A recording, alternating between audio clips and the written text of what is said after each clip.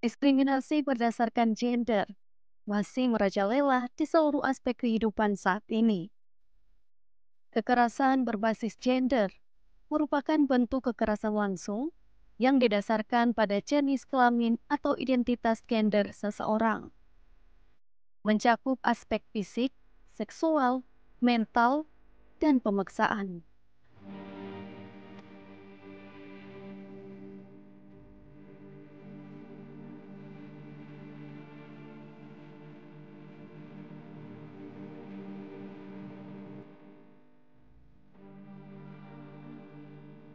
Kasus kekerasan terhadap perempuan di Indonesia merupakan isu kompleks dan serius.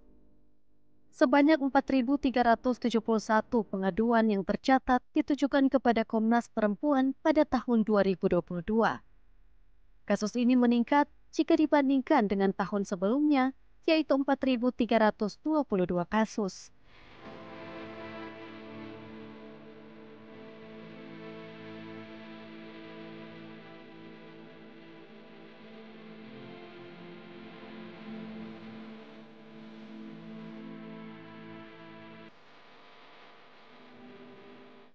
Menurut data Unit Pelaksana Teknis Dinas Pemberdayaan Perempuan dan Perlindungan Anak Sulawesi Utara, terjadi peningkatan isu kekerasan perempuan di Sulawesi Utara. Dari jumlah 260 korban perempuan pada tahun 2022 menjadi 287 orang pada Oktober 2023. Karena saya adalah korban dari pembiaran, penelantaran dari seorang suami yang notabene tidak bertanggung jawab dalam rumah tangga. Dia membuat kekerasan kepada saya. Dia memukul, menyiram saya seperti binatang di dalam kurungan, dan segala macam alasan dia buat seolah-olah saya yang bersalah dalam hal ini.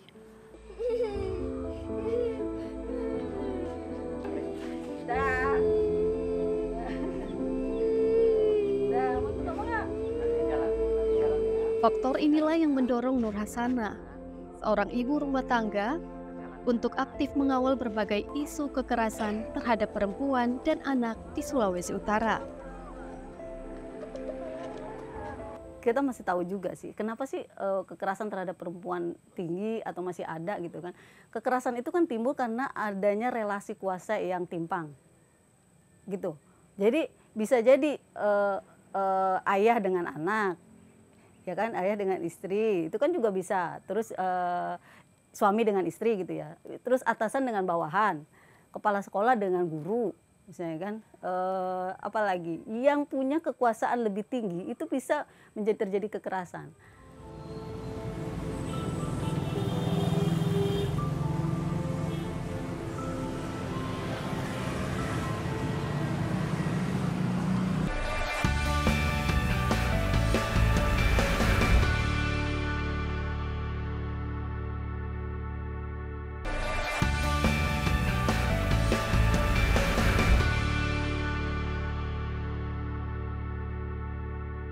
Naik motor.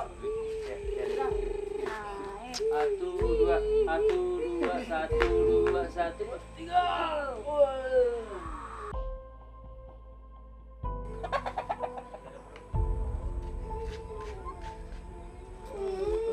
Yang benar peluknya, peluk. Jadi aktivitas sehari-hari sekarang ya pasti selain ibu rumah tangga, ngurus anak saya yang kebetulan anak saya istimewa, berkebutuhan khusus. Jadi urus dia dulu kalau pagi, terus juga apa namanya ngurus peliharaan. Ada saya ini ayam, lumayan lah telurnya bisa diambil. Terus setelah itu kalau misalnya ada kasus atau ada korban yang perlu didampingin ya baru beraktivitas.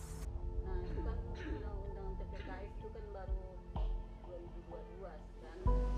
Memang jadi masalah juga itu undang-undang itu kan nomor 12 2022 itu tindak pidana kekerasan seksual. Yang bermasalah sekarang implementasinya. Nah, sementara kita sebenarnya pendamping ini tugasnya mendorong. Dari 2011 sampai 2014 sebenarnya itu di organisasi namanya Yayasan Dian Rakyat Indonesia, fokus ke dampingannya korban 65, 66.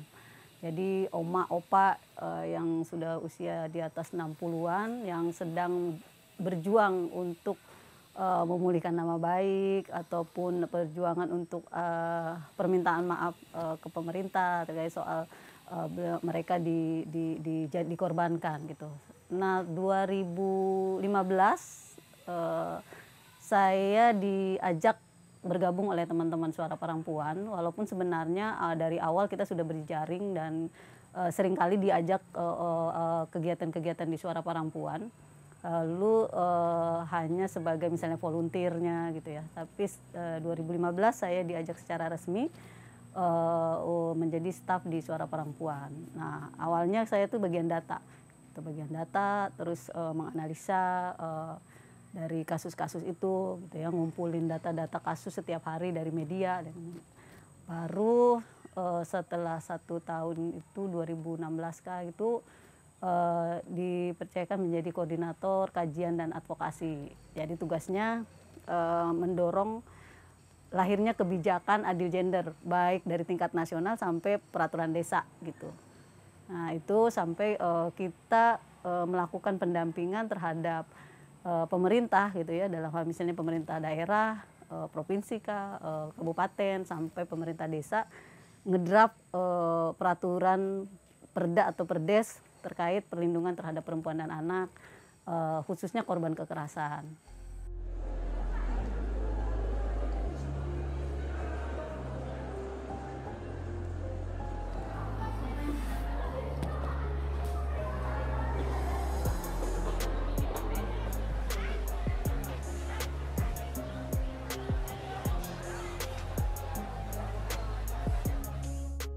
Suara Perempuan sendiri itu kan dia berdiri sejak 1998.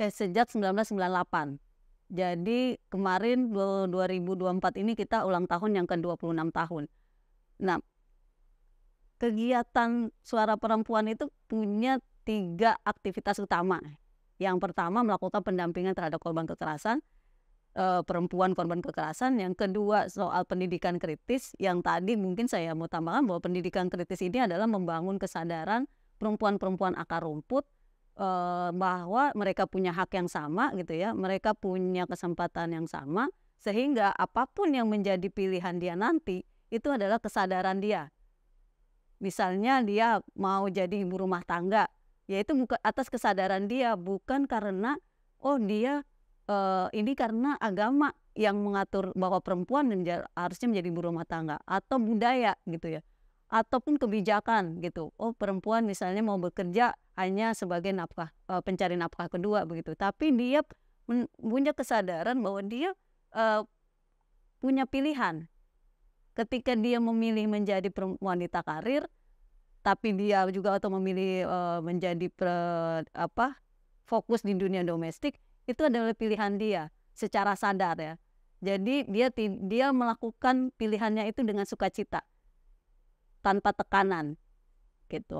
Nah juga kalau yang ketiga kegiatan utamanya Suara Perempuan yaitu kita mendorong lahirnya kebijakan-kebijakan yang adil gender gitu. Makanya ketika kita mengkaji beberapa misalnya perda yang sudah ada, apakah ini sudah adil gender atau berpotensi mendiskriminasikan gender lain, salah satu gender. Misalnya apakah perempuan yang hanya yang diatur ataukah hanya laki-laki gitu ya yang diatur, sehingga seperti misalnya peraturan daerah Provinsi Sulawesi Utara nomor 1 tahun 2004 tentang perdagangan manusia. Nah itu kan karena yang diatur hanya perempuan, bagaimana perempuan harus izin kepada suami gitu ya ketika dia mau bekerja di luar daerah. Nah tapi laki-laki tidak diwajibkan untuk itu, padahal tindak pidana perdagangan orang bisa saja juga terjadi pada laki-laki. Itu kan jadi diskriminasi juga terhadap laki-laki gitu. Jadi kita tuh Suara Perempuan bukan soal kita mau memperjuangkan haknya perempuan aja, tapi ini soal keadilan gender. Gender itu ya hak laki-laki dan perempuan gitu, dan mereka setara gitu. Kami sebagai di Suara Perempuan terkait kalau kasus-kasus TPPO itu akan banyak merujuk kasusnya itu ke UPTD PPA provinsi ataupun mungkin ke Polda. Tapi yang khusus kasus-kasus kekerasan seksual terhadap anak itu juga yang menjadi fokus kami untuk melakukan pendampingan. Korban-korban perkosaan ini yang anak dan hamil dan sudah melahirkan pada saat ini menjadi temuan baru sebenarnya, bahwa ternyata anak yang menjadi korban perkosaan dan dia hamil itu juga berdampak meningkatkan angka stunting ternyata, karena ketika kemarin kedua kali anak tersebut di pemeriksaan di dokter kandungan, perkembangan janin tidak sesuai dengan usia kandungan, dan itu akan berpotensi stunting ketika melahirkan.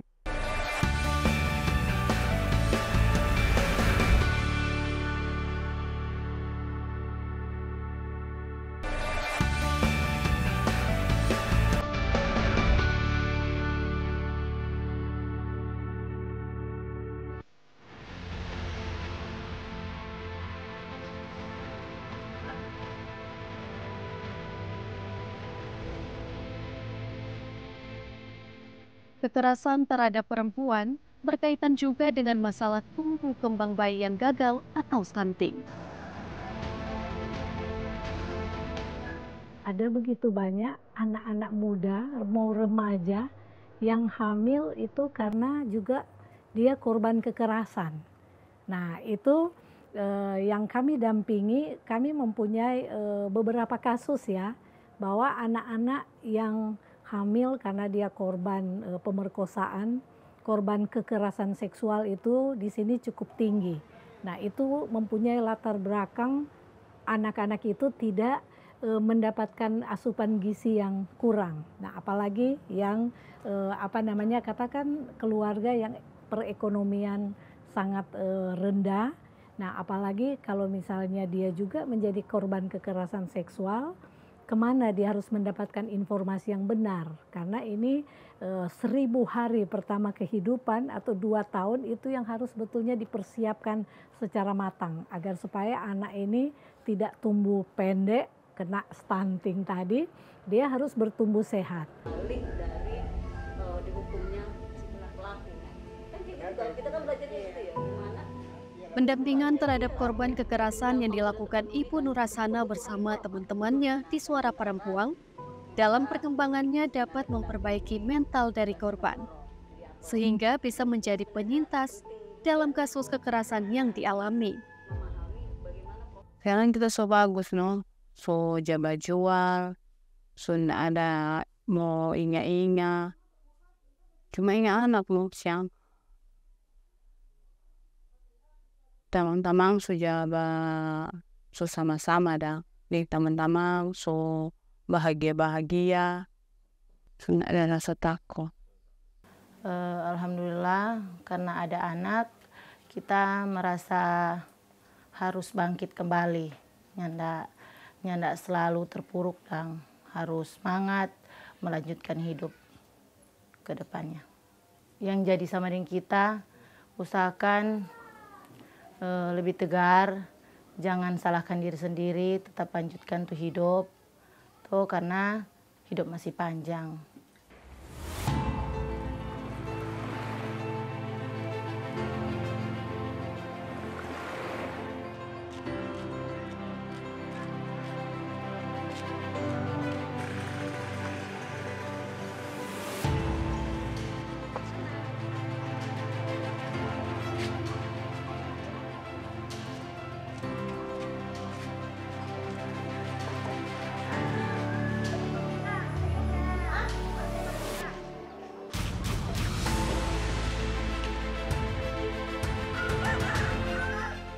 Secara definisi umum penyintas itu kan orang yang bisa bertahan dari musibah yang dia hadapi ya. Sehingga kalau untuk di penyintas perempuan korban kekerasan, ketika dia sudah tidak lagi merasa dirinya korban, dia merasa tidak dirinya korban. Awalnya kan dia melapor ke kita bahwa merasa dirinya adalah dia menyalahi dirinya, gitu. Kekerasan itu terjadi karena kesalahannya, gitu. Tapi ketika terus kita melakukan pendampingan lalu dia menyadari bahwa bukan saya yang salah karena saya korban, pelaku gitu yang salah. Nah, ketika dia sudah menyadari pada proses itu, dia akan membenahi dirinya gitu ya, bahwa karena saya adalah korban dan bukan saya yang salah, jadi saya harus lebih kuat gitu. Saya harus dia mulai memikirkan dirinya sendiri. Dan juga mungkin kalau misalnya dia ada anak, dia akan memikirkan itu. Dan itu pendampingan itu terus dilakukan. Suara perempuan itu ketika misalnya dia selesai kasusnya secara hukum, dia tidak dilepas begitu saja. Kita terus ada komunikasi untuk memberikan penguatan. Seperti misalnya ada sebuah kasus dia sebagai istri di korban KDRT, dia bertahan. Karena dia memikirkan anak-anaknya nanti kalau dia mau keluar atau dia mau melawan, anaknya seperti apa. Pada sampai akhirnya anaknya diperkosa oleh ayahnya. Setelah itu dia ada adiknya lagi, anaknya yang kedua, maka dia berpikir kalau dia tidak melawan maka dia anak yang kedua menjadi korban lagi. Nah, ketika dia melaporkan dan dia akhirnya kita dampingi terus dan dia bisa bersosialisasi dengan lingkungannya, akhirnya dia mendapatkan pekerjaan kembali, dia bisa menikah lagi gitu. Itu akhirnya dia setelah itu dia menjadi perpanjangan tangan seorang perempuan ketika ada teman-temannya yang curhat soal kekerasan yang dialami. Lalu dia kalaupun dia tidak bisa mendampingi secara langsung, tapi dia memberikan informasi, kamu bisa pergi ke Suara Perempuan, kamu bisa minta tolong ke mereka, kamu bisa minta pendampingan ke mereka gitu. Nah, itu kan dia sudah bermanfaat lagi kepada orang-orang atau korban yang sama dengan seperti yang dialami.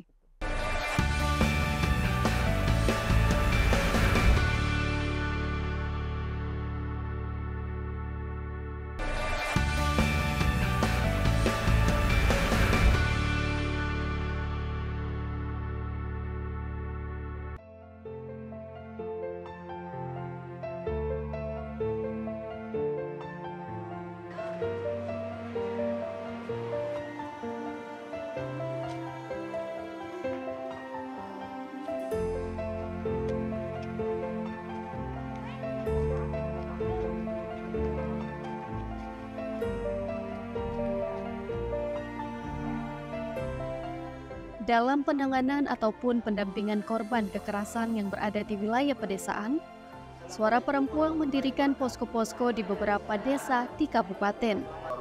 Posko melalui undangan WA, tetapi di Kabupaten Minahasa Selatan ini ada 5 posko. Posko informasi perempuan dan anak korban kekerasan, 1 di Wawona, posko Citawaya, di Wawontula posko Ketapang, di Pungkol posko Mentari, di Rapra posko Mawar, dan di Arakan ini adalah posko Lestari. Kenapa kita bentuk posko? Disebabkan karena kasus kekerasan terhadap perempuan yang ada di Kabupaten Minahasa Selatan ini cukup banyak yang ditangani oleh Suara Perempuan Sulut, sehingga kita membuat posko agar supaya posko itu bisa membantu Suara Perempuan dalam rangka melakukan pendampingan kekerasan terhadap perempuan yang ada di Kabupaten Minahasa Selatan. Kalau saya lihat itu dampak positif yang terjadi, macam terjadi di beberapa desa itu. Kalau dulu mereka itu cuma sebagai ibu rumah tangga biasa, walaupun mereka berpendidikan cukup, tetapi mereka cuma anggap mereka sebagai ibu rumah tangga biasa. Tetapi kita lihat mereka sudah mampu untuk berinteraksi dengan masyarakat yang ada, sehingga ada sudah jadi aparat desa, kemudian ada jadi BPD, dan kemudian jadi guru, sudah mampu untuk melakukan dia sebagai perempuan yang punya kemampuan yang ada. Kalau Ibu Nur Hasanah, teman-teman saya dari Suara Perempuan ya, dan beliau adalah bidang advokasi, dan beliau sering datang ke sini untuk melakukan pendampingan kepada posko. Dia khusus kepada posko dalam rangka untuk melakukan advokasi kepada posko agar supaya mereka mampu untuk membuat satu kebijakan, melakukan satu kebijakan, yaitu satu perdes terhadap perempuan dan anak korban. Sampai dengan ada satu peraturan Bupati Minahasa Selatan terhadap penanggulangan perempuan dan anak korban kekerasan yang ada di Kabupaten Minahasa Selatan. Yang Undang-Undang Nomor 12 Tahun 2022 itu, kenapa kita penting gitu ya? Kenapa hanya cuma mendengar? Harusnya kita mengulik lebih dalam. Apa sih sebenarnya Undang-Undang Tindak Pidana Kekerasan Seksual itu gitu kan? Kenapa? Sejarahnya seperti apa gitu loh. Kita nih sebenarnya Sulawesi Utara banyak bersuara ke nasional terkait soal kampanye undang-undang tindak pidana kekerasan seksual itu. Lebih singkatnya TPKS.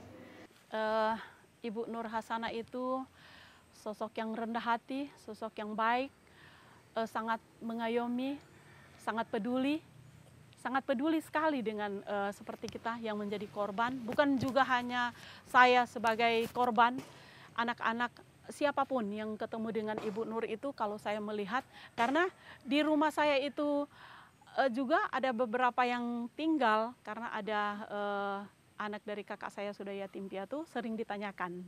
Mereka berdua, bapak sama ibu itu adalah sosok yang sangat hebat dan luar biasa, yang begitu peduli dengan saya, begitu mengasihi anak-anak saya dengan ketulusan, dengan kesederhanaan, bukan dengan segala apa yang tidak ada. Tidak, ini betul-betul nyata yang mereka lakukan bagi saya.